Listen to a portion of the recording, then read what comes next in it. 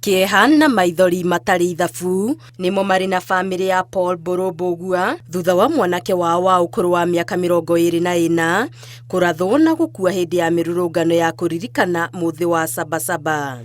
Kuna kilio kubwa zaidi sana.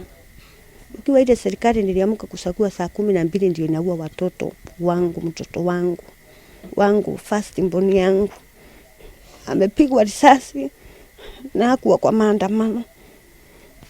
Hiyo kitu inafanya nasikia kama hata sijui niseme nini. Nyina wa Mburu aratariria ayuirwo ni maithori uria mutino uyu urahanikire na kumutunyukithia irigithathi riake. Na inasemekana amepigiwa risasi katikati Gisagi ndani.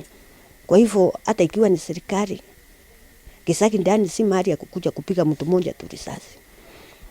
Amepigwa mbili na hata njesi hiyo vijana wengine mwenye kumpiga risasi alitoroka akapaki hapo kwa barabara, watu wakamshukua akileta kwa polisi.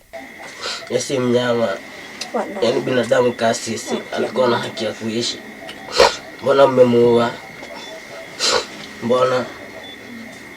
It makes sense.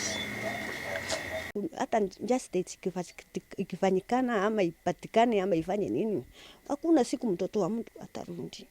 Hakuna siku nitaona huyo mtoto wangu. Nimokireire maafitha a borithi aria metikitie nio ageri a ngero eno makiuria uthuthuria wikwo na urio tafanetie giko giki oherwo makinya ma watho. Sasa wakati hawa vijana walikuwa wanapepa yeye wakimleta na huku kwa askari walishindwa na nguvu na hawa vijana, sasa wakaitisa mpaka hapo.